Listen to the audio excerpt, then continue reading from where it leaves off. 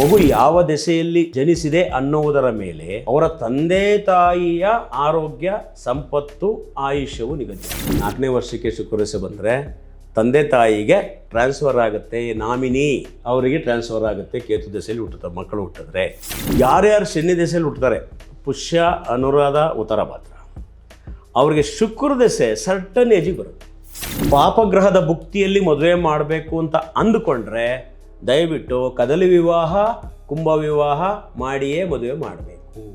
ಮುಂದೆ ನಿಮಗೆ ಹೇಳ್ತೀವಿ ಯಾವ್ಯಾವ ರಾಶಿಯವ್ರನ್ನ ಮದುವೆ ಮಾಡ್ಕೋಬೇಕು ಅಂತ ಮುಂದೆ ನಾವು ಅದನ್ನು ತಿಳಿಸ್ತೀವಿ.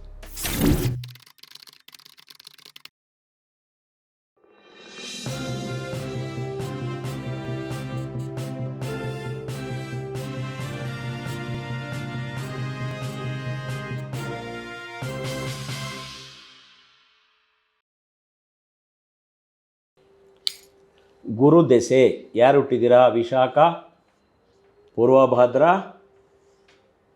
ಪುನರ್ವಸು ಈ ನಕ್ಷತ್ರದಲ್ಲಿ ಹುಟ್ಟಿರೋರಿಗೆ ಗುರು ದೆಸೆ ಬರುತ್ತದೆ. ಅದು 16 ವರ್ಷ. ಇವ್ರದ್ದು ಒಂದನೇ ಪಾದ ಅಂದ್ಕೊಳ್ಳೋಣ. 15 ವರ್ಷ ಸಿಕ್ತು ಮಗುಗೆ, 1 ವರ್ಷ ಕಳೆದೋಗಿದೆ ಅಂತ ಇಟ್ಕೊಳ್ಳೋಣ. ಕೆಲವ್ರಿಗೆ 5 ವರ್ಷ ಕಳೆದೋಗುತ್ತೆ, 10 ವರ್ಷ ಕಳೆದೋಗುತ್ತೆ, 15 ವರ್ಷ ಅಂತ ಇಟ್ಕೊಳ್ಳೋಣ. ಅದನ್ನು ಗಮನಿಸಬೇಕು ತುಂಬ ಚೆನ್ನಾಗಿ. ನಾನು ಬರೆದಾಗ 62 ವರ್ಷಕ್ಕೆ ಮದುವೆ ಬಂದುಬಿಡ್ತು, ನನ್ನ ಮಗ ಈ ದೇಶದಲ್ಲಿ ಹುಟ್ಟಿದ್ದೇನೆ ಅಂದ್ಕೋಬೇಡಿ. ಪಾದ ಇಂಪಾರ್ಟೆಂಟು. ಅಲ್ಲಿ 2-3 ವರ್ಷ ಎಗರೋಗ್ಬಿಟ್ಟಿರುತ್ತೆ, 3-4 ವರ್ಷ ಎಗರೋಗಿರುತ್ತೆ. ಪಾದ ಇಂಪಾರ್ಟೆಂಟ್. ನಾವೆಲ್ಲ ದಶಾಭುಕ್ತಿಗಳನ್ನು 1ನೇ ಪಾದಕ್ಕೆ ಲೆಕ್ಕ ಹಾಕ್ತಿದ್ವಿ. ಗೊತ್ತಿಲ್ಲ ಅದು ಯಾವ್ಯಾವ ಪಾದದಲ್ಲಿ ಹುಟ್ಟಿದ್ದಾರೆ ಅಂತ ಅವ್ರ ಕುಂಡ್ಲಿ ನೋಡಿದ್ರೆ ಗೊತ್ತಾಗುತ್ತೆ. 2ನೇ ಪಾದ ತಗೊಂಡಿದ್ದೀವಿ. ಕೆಲವು ಕಡೆ 2ನೇ ಪಾದ ತೊಗೊಂಡಿದ್ದೀವಿ. ಇನ್ನು ನೆಕ್ಸ್ಟ್ 3ನೇ ಪಾದ ತೊಗೊಳ್ಳೋಣ. ಗುರು 15 ವರ್ಷ ಸಿಕ್ಕುತ್ತೆ. ಗುರು ಆದಮೇಲೆ ಶನಿ 19, ಅಲ್ಲಿಗೆ 9, 5, 14, 34 2 ದೇಶ ಕಳೆದ್ಬಿಡ್ತು ಮಗು. 34ಕ್ಕೂ ಮದುವೆ ಮಾಡೋದು. ಮದುವೆ, ಎಜುಕೇಷನ್ ಆಯಿತು, ಮದುವೆ ಎಲ್ಲವುದು 2 ದಿಸೆಯಲ್ಲಿ ಮುಗಿದೋಯ್ತು. ಆಮೇಲೆ ಬುಧ ಬರುತ್ತೆ. ನಾನು ಆಗಲೇ ಹೇಳಿದಾಗೆ ನಾಲೆಡ್ಜ್ ಗ್ರಹ. ಅದು 7, 4, 11, 3, 1, 4, 1, 5 ಇಲ್ಲಿ ಬುಧ ಬರ್ತಾನೆ. 51 ವರ್ಷದವರೆಗೂ ಬುಧ ಒಂದು ಸೆಟಲ್ಮೆಂಟ್ನು ಕಂಡುಬಿಡ್ತಾರೆ ಗುರುದೆಸೆಯವರು. ಗುರುದೆಸೆಯಲ್ಲಿ ಹುಟ್ಟಿದ್ರೆ ಭಾಳ ಒಳ್ಳೆಯದು ಅಂತ ನಾವು ಹೇಳ್ತೀವಿ. ಯಾಕೆಂದರೆ ಈ ಗುರುದೆಸೆ ಬಗ್ಗೆ ನಾವು ಮಾತಾಡ್ಕೊತ ಹೋದಾಗ ಗುರುದೆಸೆಯಲ್ಲಿ ಮಗು ಹುಟ್ಟಿದ್ರೆ ಒಳ್ಳೆಯದು, ಶುಕ್ರ ದೆಸೆಯಲ್ಲಿ ಹುಟ್ಟಿದ್ರೆ ಒಳ್ಳೆಯದು, ಬುಧ ದೆಸೆಯಲ್ಲಿ ಹುಟ್ಟಿದ್ರೆ ಒಳ್ಳೆಯದು, ಚಂದ್ರ ದೆಸೆಯಲ್ಲಿ ಹುಟ್ಟಿದ್ರೆ ಒಳ್ಳೆಯದು. ಯಾಕೆ ಅಂತ ಕೇಳಿ, ಮಗು ಯಾವ ದೆಸೆಯಲ್ಲಿ ಜನಿಸಿದೆ ಅನ್ನುವುದರ ಮೇಲೆ ಅವರ ತಂದೆ ತಾಯಿಯ ಆರೋಗ್ಯ, ಸಂಪತ್ತು, ಆಯುಷ್ಯವು ನಿಗದಿಯಾಗಿರುತ್ತೆ. ಅದಕ್ಕೆ ನಾವು ಹೇಳ್ತೀವಿ, ಏನಪ್ಪ ನಿಮ್ಮ ಮಗ ಒಳ್ಳೆ ದೇಶದಲ್ಲಿ ಹುಟ್ಟಿದ್ದಾನೆ, ನಿಮ್ಮ ಮಗಳು ಒಳ್ಳೆ ದೇಶದಲ್ಲಿ ಹುಟ್ಟಿದ್ದಾಳೆ ಅಂಥೇಳಿ. ಅದು ಆ ನಕ್ಷತ್ರದ ಮೇಲೆ ಅದು ದೆಸೆ ಡಿಪೆಂಡ್ ಆಗುತ್ತೆ. ಅದಾದ ನಂತರ ಇಲ್ಲೇನಾರು ಈಗ ಶನಿ ದೆಸೆ ಒಳಗೆ ಮದುವೆ ಬಂದಿದೆ ಇಲ್ಲಲ್ವಾ? ಶನಿ ದೆಸೆಯಲ್ಲಿ ಗಮನಿಸ್ಕೊಳ್ಳಿ, ಕುಜಭುಕ್ತಿಯಲ್ಲಿ, ರಾಹುಭುಕ್ತಿಯಲ್ಲಿ, ರವಿ ಭುಕ್ತಿಯಲ್ಲಿ ಮದುವೆ ಮಾಡಬಾರದು. ಜ್ಞಾಪಕ ಮಾಡ್ಕೋಬೇಕು. ಇದು ಭುಕ್ತಿ ಅಂತ ಬರುತ್ತೆ, ಇಲ್ಲಿ ಮದುವೆ ಮಾಡಬಾರ್ದು. ಶನಿ ದೆಸೆಯಲ್ಲಿ ಗುರು ಭುಕ್ತಿ, ಬುಧ ಭುಕ್ತಿ, ಶುಕ್ರ ಭುಕ್ತಿ, ಕೇತು ಭುಕ್ತಿಯಲ್ಲೂ ಮಾಡಬಾರ್ದು. ಈ ಭುಕ್ತಿಗಳನ್ನು ನೋಡಿಕೊಂಡು ಮದುವೆ ಮಾಡಬೇಕು. ಆವಾಗ ನಿಮಗೆ 6 ತಿಂಗಳು, 1 ವರ್ಷ ಮುಂದಕ್ಕೆ ಹಾಕ್ಬೋದು ಅಂತಂದರೆ ಮುಂದಕ್ಕೆ ಹಾಕಿ, ತೊಂದರೆ ಇಲ್ಲ. ಯಾಕೆಂದರೆ ಅವರು ವಿವಾಹವಾಗುವವರ ಭವಿಷ್ಯ ಮತ್ತು ಅವರ ಶ್ರೇಯಸ್ ಇಂಪಾರ್ಟೆಂಟ್. ನಮಗೆ ಸಮಯ ಮುಖ್ಯ ಆಗಲ್ಲ. ಈ 6 ತಿಂಗಳಲ್ಲಿ ಮದುವೆ ಮಾಡಬೇಕು, ಅವನು ಹೋಗ್ಬಿಡಬೇಕು, ಅದನ್ನೆಲ್ಲ ಗಮನಕ್ಕೆ ತಗೋಬೇಡಿ. ಒಂದು ವೇಳೆ ಒಟ್ಟಾರೆ ಅರ್ಜೆಂಟಿಗೆ ನಿಮ್ಮ ಅನುಕೂಲಕ್ಕೆ ತಕ್ಕಾಗಿ ಮಾಡಬೇಡಿ. ಒಂದು ವೇಳೆ ನಿಮಗೇನಿಲ್ಲ, ವಿಧಿ ಇಲ್ಲ, ಬಂದುಬಿಡ್ತು ಅಂದ್ಕೊಳ್ಳಿ, ಯಾವುದು ಶನಿ ಕೇತು ಭುಕ್ತಿ ಮದುವೆ ಬಂದುಬಿಡ್ತು ಅಂತೇಳಿದ್ರೆ, ಇಲ್ಲಿ ಕರೆಕ್ಟಾಗಿ ಜ್ಞಾಪಕ ಇಟ್ಕೊಳ್ಳಿ, ಯಾವುದೇ ಪಾಪಗ್ರಹದ, ಶುಭಗ್ರಹದ, ಪಾಪಗ್ರಹದ ಭುಕ್ತಿಯಲ್ಲಿ ಮದುವೆ ಮಾಡಬೇಕು ಅಂತ ಅಂದುಕೊಂಡ್ರೆ ದಯವಿಟ್ಟು ಕದಲಿ ವಿವಾಹ, ಕುಂಭ ವಿವಾಹ ಮಾಡಿಯೇ ಮದುವೆ ಮಾಡಬೇಕು. ನಾವು ಅವಾಗ ಹೇಳಿದ್ವಿ 8ನೇ ಮನೆ ದೋಷ ಇದ್ದರೆ, 2 ದೋಷ ಇದ್ದರೆ, 7 ದೋಷ ಇದ್ದರೆ ಮಾಡಿ ಅಂತ. ಈಗ 2, 7, 8 ಕರೆಕ್ಟಾಗಿದ್ದರೂ ಕೂಡ ಏನಾದರೂ ಪಾಪಗ್ರಹದ ದಶಾಭುಕ್ತಿಯಲ್ಲಿ ಮದುವೆ ಮಾಡತಕ್ಕಂಥ ಪ್ರಸಂಗ ಬಂದರೆ ಅದರಿಂದ ತಪ್ಪಿಸ್ಕೊಳ್ಳೋಕ್ಕಾಗಲ್ಲ ಅನ್ನೋ ಪ್ರಸಂಗ ಬಂದರೆ ಜ್ಞಾಪಕ ಇಟ್ಕೊಳ್ಳಿ. ಹುಡುಗ ಆದರೆ ಕದಲಿ ವಿವಾಹ ಮಾಡಿ, ಹುಡುಗಿ ಆದರೆ ಕುಂಭ ವಿವಾಹ ಮಾಡಿ ವಿವಾಹ ಮಾಡಬೇಕು.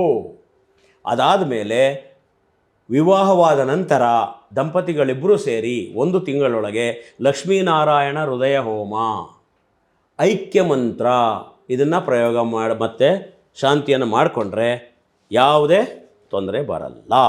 ಯಾಕೆಂದರೆ ಈ ದೇವ್ರು ನೋಡಿ ಎಲ್ಲದಕ್ಕೂ ರೆಮಿಡಿ ಇಟ್ಟಿದ್ದಾರೆ. ಹೌದು. ಈಗ ನಾ ಯಾವುದೋ ಶನಿ ದಶೆ ಬಂತು 3 ವರ್ಷ ಮದುವೆ ಬೇಡ ಅನ್ನೋಕ್ಕಾಗಲ್ಲ. 24, 27 ಇರುತ್ತೆ ಅಂದ್ಕೊಳ್ಳಿ, 30 ಆಗ್ಬಿಡುತ್ತೆ ಹುಡುಗಿಗೆ ಅಂತ. ಆ ಸಂದರ್ಭದಲ್ಲಿ ದಯವಿಟ್ಟು ನೆನ್ಪಿಟ್ಕೊಳ್ಳಿ, ಸೇಮ್ ಕುಂಭ ವಿವಾಹ, ಕದಲಿ ವಿವಾಹ, ಲಕ್ಷ್ಮೀನಾರಾಯಣ ಹೃದಯ ಹೋಮ ಇತ್ಯಾದಿ ನಿಮ್ಮ ಜ್ಯೋತಿಷರು, ನಿಮ್ಮ ಜ್ಯೋತಿಷ್ಯರು ಏನು ಸೂಚಿಸ್ತಾರೆ ಆ ಪೂಜೆಗಳನ್ನು ಮಾಡಿಕೊಂಡು ಮದುವೆ ಮಾಡಬಹುದು. ಅದು ನೆನಪಿಟ್ಕೊಳ್ಳಿ. ನೆಕ್ಸ್ಟ್ ಶನಿ ದಶೆ.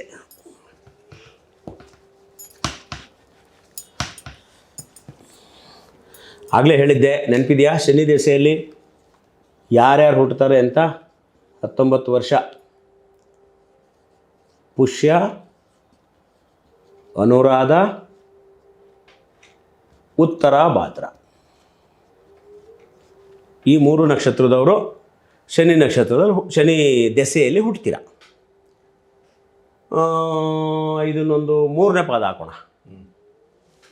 3ನೇ ಪಾದ ಹಾಕಿದ್ರೆ 4 ಭಾಗ ಮಾಡಿದ್ರೆ 19ನ 4 ಮುಕ್ಕಲ್ 4 ಮುಕ್ಕಲ್ 4 ಮುಕ್ಕಲ್, ಅಲ್ಲಿಗೆ 4 4 12 4 16 ಒಂದು 3 ವರ್ಷ ಕೊಡೋಣ.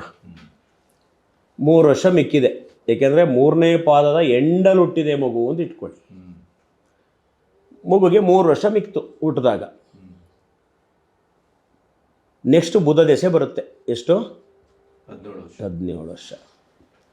ಅಲ್ಲಿಗೆ 20 ಆಯಿತು. ಇನ್ನು ಎಜುಕೇಷನಲ್ಲಿ ಅರ್ಥ ಏನಂದರೆ, ಈ ಮಗು ಡಿಗ್ರಿವರೆಗೂ ಬುಧ ದಶೆಯಲ್ಲಿ ಚೆನ್ನಾಗಿ ಓದುತ್ತದೆ.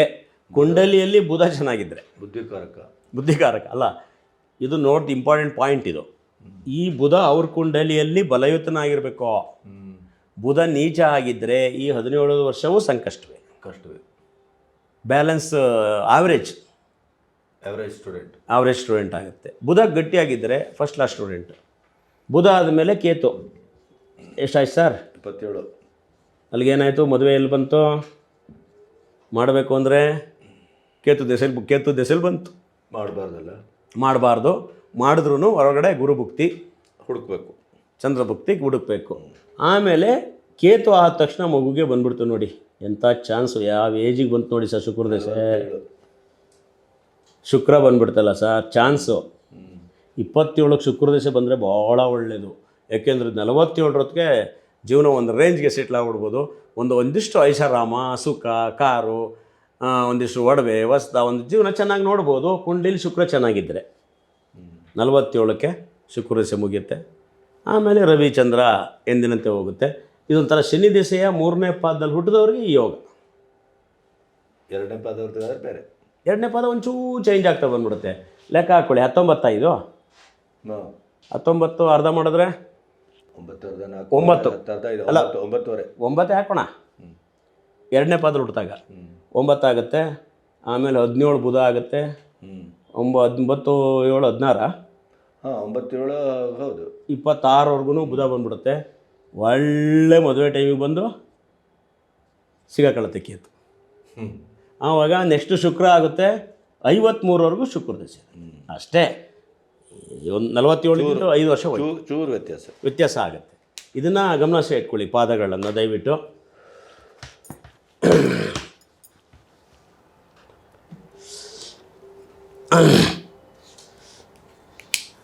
ನೆಕ್ಸ್ಟ್ ಗುರು ದಶೆಯಲ್ಲಿ ಹುಟ್ಟಿದವರು ಶನಿ ದಶೆ. ಶನಿ ಬುಧ ಕುರುಚಂದ್ರ ಕುಜರ ಗುರು ಶನಿ ಬುಧ. ಗುರು ಆಯ್ತಲ್ಲ, ಗುರು ಆಗೋಯ್ತು. ನೆಕ್ಸ್ಟ್ ಬುಧ ದಶೆ 17 ವರ್ಷ. ಎಂದಿನಂತೆ 2ನೇ ಪಾದ ಅಂದರೆ ಒಂದು 8 ವರ್ಷ. 8 ಕೇತು 7 15. ಅಲ್ಲಿ ಕೇತು ಇರುತ್ತಲ್ಲ, ಈ ಸ್ವಲ್ಪ ಮಕ್ಕಳು ಸೈಲೆಂಟು. ಮತ್ತು ಈ ಆರೋಗ್ಯ ಕಿರಿಕಿರಿ ಯಾವುದು ಅಂತ ಕೇಳಿ. ಉಸಿರಾಟ ಭಾಳ ಮುಖ್ಯವಾದದ್ದೇ. ಕೇತು ಸಾಮಾನ್ಯವಾಗಿ ಮಕ್ಕಳಿಗೆ ಉಸಿರಾಟ ಕಾರಕ. ಈ ದಮ್ಮು ಉಬ್ಬಸ ಅಂತೀವಿ ನೋಡಿ, ಉಬ್ಬಸ ಅದು ಸಾಮಾನ್ಯವಾಗಿ ಕೇತು. ಈ 7ನೇ ವಯಸ್ಸಿಗೆ ಬಂದಾಗ ಮಕ್ಕಳಿಗೆ ಕಫ ಕಟ್ಟೋದು, ಉಸಿರಾಟಕ್ಕೆ ಸಮಸ್ಯೆ ಆಗೋದು, ಇದನ್ನು ನೋಡ್ಕೋಬೇಕು. ಅದಾದಮೇಲೆ ಶುಕ್ರದಶೆ ಬಂದ್ಬಿಡುತ್ತೆ ಅವಕ್ಕೆ. ಕೇತು ಆದ ತಕ್ಷಣ 35 ಒಳ್ಳೆ ವಯಸ್ಸಿಗೆ ಮದುವೆ ಆಗುತ್ತೆ. ಬುಧ ದಶೆಯಲ್ಲಿ ಹುಟ್ಟಿದ್ದಾರೆ. ಸಾಮಾನ್ಯವಾಗಲೇ ಹೇಳೋದು ಮರ್ತೇನೆ ನಾನು, ಶನಿ ದಶೆ ಬರೆದಾಗಲೇ ಹೇಳಬೇಕಾಗಿತ್ತು. ಯಾರ್ಯಾರು ಶನಿ ದಶೆಯಲ್ಲಿ ಹುಟ್ಟುತ್ತಾರೆ, ಪುಷ್ಯ, ಅನುರಾಧ, ಉತ್ತರ ಭಾದ್ರ, ಅವ್ರಿಗೆ ಶುಕ್ರ ದಶೆ ಸರ್ಟನ್ ಏಜಿಗೆ ಬರುತ್ತೆ. ಶುಕ್ರ ದಶೆ ಇಬ್ಬರಿಗೆ ಸರ್ಟನ್ ಏಜಿಗೆ ಬರೋದು. ಶನಿ ಮತ್ತು ಬುಧ, ಶನಿ ಮತ್ತು ಬುಧ ನೋಡಿ ಇವ್ರಿಗೆ ಬಂತು ನೋಡಿ, ಇವ್ರಿಗೆ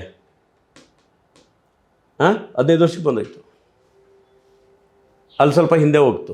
ಮತ್ತಿನ್ನೂ ಚಿಕ್ಕ ವಯಸ್ಸಿಗೆ ಬಂದ್ಬಿಡುತ್ತೆ ಕೇತು ದಶೆಯಲ್ಲಿ ಹುಟ್ಟಿದವ್ರಿಗೆ. ಹುಟ್ಟಿದಾಗಲೇ ಬಂದ್ಬಿಡುತ್ತೆ ಕೇತುಗೆ.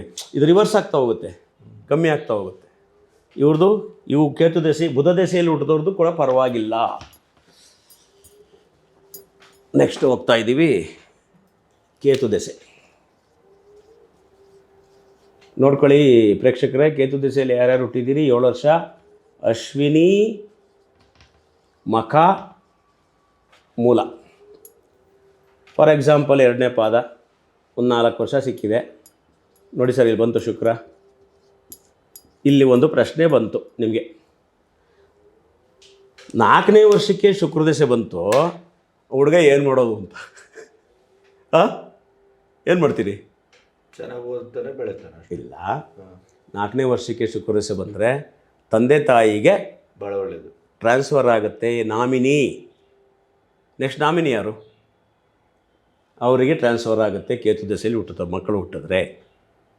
ಸ್ವಲ್ಪ ಆರೋಗ್ಯ ವ್ಯತ್ಯಾಸ ಆಗುತ್ತೆ ಚಿಕ್ಕ ವಯಸ್ಸಾದ್ರಿಂದ, ಬಟ್ ತಂದೆ ತಾಯಿಗೆ ಒಳ್ಳೆಯದು. ಶುಕ್ರವಾರ ಕುಂಡ್ಲಿ ಒಳ್ಳೆ ಜಾಗದಲ್ಲಿ ಇದ್ಬಿಟ್ರೆ ತಂದೆಗೆ ಪ್ರಮೋಷನ್ಸು, ಗೌರ್ಮೆಂಟ್ ಎಂಪ್ಲಾಯ್ ಆಗಿದ್ದರೆ, ಬಿಸ್ನೆಸ್ ಆಗಿದ್ದರೆ ಡಬಲ್ ಸಂಪಾದನೆ ಆಗೋದು, ಎಕ್ಸ್ಟ್ರಾ ವಾಹನಗಳು ತಗೊಳ್ಳೋದು, ಬಿಲ್ಡಿಂಗ್ ತಗೊಳ್ಳೋದು, ಬಿಸ್ನೆಸ್ ಇನ್ಕ್ರೀಸ್ ಆಗೋದು, ಇದೆಲ್ಲ ಆಗುತ್ತೆ. ಎಷ್ಟೋ ಜನ ನಮ್ಮ ಮಕ್ಕಳು ಹುಟ್ಟಿದ ಮೇಲೆ, ಈ ಮಗ ಹುಟ್ಟಿದ ಮೇಲೆ ಹಿಂಗಾಯಿತು, ಈ ಮಗಳು ಹುಟ್ಟಿದ ಮೇಲೆ ಹೀಗಾಯಿತು ಅಂತೆಲ್ಲ ಭವಿಷ್ಯ ಇದೆ.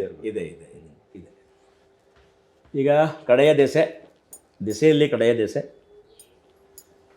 ಶುಕ್ರ ದಶೆ. ಈಗ ಗಣಪತಿಯವರೇ ಶುಕ್ರ ದಶೆ ಕಡೆಯ ದಶೆ. ಶುಕ್ರ ದಶೆಯಲ್ಲಿ ಜನನವಾದವರಿಗೆ 20 ವರ್ಷ ಅದು ಶುಕ್ರ ದಶೆಯ ಅವಧಿ.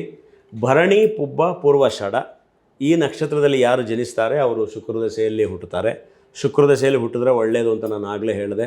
ಆದರೆ ಮಗು ಚಿಕ್ಕದಾಗಿರೋದ್ರಿಂದ ತಂದೆ ತಾಯಿಗೆ ಶುಕ್ರ ದಶೆ ಹುಟ್ಟಿದ ಮಗುವಿನ ಕುಂಡಲಿಯಲ್ಲಿ ಬಲಯುತವಾಗಿದ್ದರೆ ನೆಕ್ಸ್ಟ್ ನಾಮಿನಿನೇ ಅವ್ರ ತಂದೆ ತಾಯಿ ಆಗಿದ್ದರಿಂದ ತಂದೆ ತಾಯಿಗೆ ಟ್ರಾನ್ಸ್ಫರ್ ಆಗುತ್ತೆ. ಉದಾಹರಣೆ 2ನೇ ಪಾದದಲ್ಲಿ ಮಗು ಜನಿಸಿತು ಅಂತ ನಾವು ಇಟ್ಕೊಂಡ್ರೆ 10 ವರ್ಷ ಬ್ಯಾಲೆನ್ಸ್ ಸಿಕ್ಕತ್ತೆ. ನೆಕ್ಸ್ಟು ರವಿ 16, ನೆಕ್ಸ್ಟ್ ಚಂದ್ರ 10, 26, ಅದಾದಮೇಲೆ 7 ಕುಜ, 33ನೇ ವರ್ಷಕ್ಕೆ ಕುಜ ಭುಕ್ತಿ ಬಂದ್ಬಿಡುತ್ತೆ. ಶುಕ್ರ ವರ್ಸಸ್ ಕುಜ ಬಂತು, ಕುಜ ದಶೆ ಬಂತು. ಕುಜ ದಶೆ ಬಂದಾಗ 33 ಮದುವೆ ಮಾಡಲೇಬೇಕು.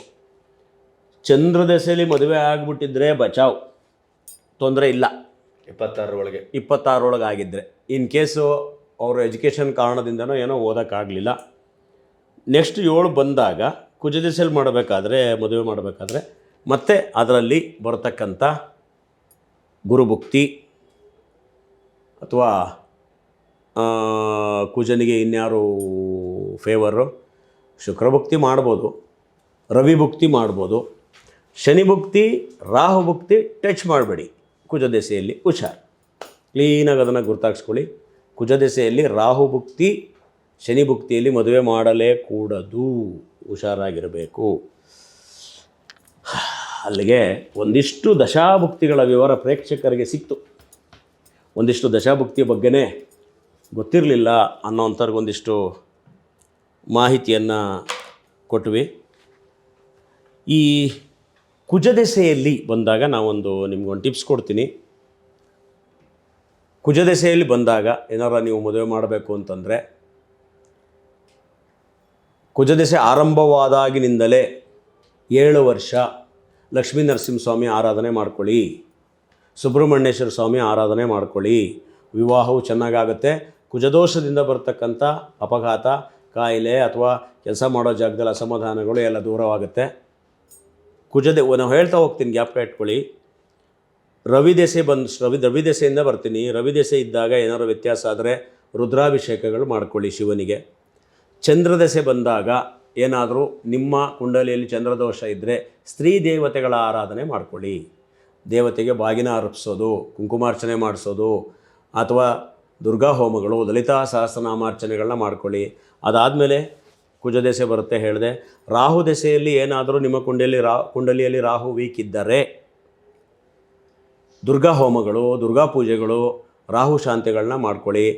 ಗುರುದೆಸೆಯಲ್ಲಿ ಏನು ತಲೆ ಕೆಡಿಸ್ಕೊಳ್ಳೋಂಥ ಅವಶ್ಯಕತೆ ಇಲ್ಲ. ಸಾಮಾನ್ಯವಾಗಿ ಗುರುದೆಸೆಯಲ್ಲಿ ಯಾವುದೇ ದೋಷ ಬರಲ್ಲ. ಬೇರೆ ಪಾಪಗ್ರಹದ ಭುಕ್ತಿಗಳೂ ಕೂಡ ಕುಜದೆಸೆಯಲ್ಲಿ, ಗುರುದೆಸೆಯಲ್ಲಿ ಹೆಚ್ಚು ದುಷ್ಪರಿಣಾಮಗಳನ್ನು ಬೀರುವುದಿಲ್ಲ. ಶನಿ ದೆಸೆಯಲ್ಲಿ ಕೂಡ ಶನಿ ಚೆನ್ನಾಗಿದ್ದರೆ ಏನು ತೊಂದರೆ ಇಲ್ಲ. ಒಂದು ವೇಳೆ ಶನಿ ವೀಕ್ ಇತ್ತು ನಿಮ್ಮ ಕುಂಡಲಿಯಲ್ಲಿ ಅಂದರೆ ಹನುಮಾನ್ ಚಾಲಿಸ ಓದ್ಕೊಳ್ಳಿ, ಆಂಜನೇಯ ಸ್ವಾಮಿ ದೇವಸ್ಥಾನಕ್ಕೆ ಹೋಗ್ಕೊಳ್ಳಿ, ರುದ್ರಾಭಿಷೇಕ ಮಾಡ್ಕೊಳ್ಳಿ, ಶಿವನ ಆರಾಧನೆ ಮಾಡ್ಕೊಳ್ಳಿ, ಒಳ್ಳೆಯದಾಗುತ್ತೆ. ಆಮೇಲೆ ಬುಧ ದೆಸೆಯಲ್ಲಿ ಬುಧ ವೀಕ್ ಇದ್ದರೆ ವಿಷ್ಣು ಸಹಸ್ರನಾಮ ಹೇಳ್ಕೊಳ್ಳಿ, ಸುದರ್ಶನ ಹೋಮ ಮಾಡಿಸ್ಕೊಳ್ಳಿ, ಇವೆಲ್ಲ ಮಾಡ್ಕೊಳ್ಳಿ. ಆಮೇಲೆ ಕೇತು ದೆಸೆ, ಗಣಪತಿ ಆರಾಧನೆ ಮಾಡ್ಕೊಳ್ಳಿ, ಕೇತು ದೆಸೆಯಲ್ಲಿ ಒಳ್ಳೆಯದಾಗುತ್ತೆ. ನೆಕ್ಸ್ಟ್ ಶುಕ್ರ ದೆಸೆ, ಲಕ್ಷ್ಮೀದೇವಿ ಆರಾಧನೆಗಳು, ಲಲಿತಾ ಸಹಸ್ರನಾಮ ಮಾಡ್ಕೊಳ್ಳಿ. Very easy. ಏನು ತಲೆ ಕೆಡಿಸ್ಕೊಂಡು ಈ ದೆಸೆ ಬಂದ್ಬಿಟ್ಟಿದೆ, ಏನಪ್ಪ ಮಾಡೋದು, ನಮ್ಮ ಪ್ರಾಣನೇ ಹೋಗ್ಬಿಡುತ್ತಾ, ನಾವು ಇದಾಗ್ಬಿಡ್ತೀವ ಅಂದ್ಕೋಬೇಡಿ. ದೇವರ ಆರಾಧನೆ ಮಾಡ್ಕೊಳ್ಳಿ, ಎಲ್ಲದು ಸರಿ ಹೋಗುತ್ತೆ. ಅಲ್ಲಿಗೆ ನಾವು ದಶಾಭುಕ್ತಿಗಳ ವಿವರವನ್ನು ಸಂಪೂರ್ಣವಾಗಿ ನಿಮಗೆ ತಿಳಿಸುವಂಥ ಪ್ರಯತ್ನವನ್ನು ಮಾಡಿದ್ದೀವಿ. ಮುಂದೆ ನಿಮಗೆ ಯಾವ ವಿಷಯವನ್ನು ಕೊಡ್ತೀವಿ ಅಂದರೆ ಬಹಳ ನಿರೀಕ್ಷೆ ಇದೆ. ಮುಂದೆ ನಿಮಗೆ ಹೇಳ್ತೀವಿ ಯಾವ್ಯಾವ ರಾಶಿಯವ್ರನ್ನ ಮದುವೆ ಮಾಡ್ಕೋಬೇಕು ಅಂತ ಮುಂದೆ ನಾವು ಅದನ್ನು ತಿಳಿಸ್ತೀವಿ.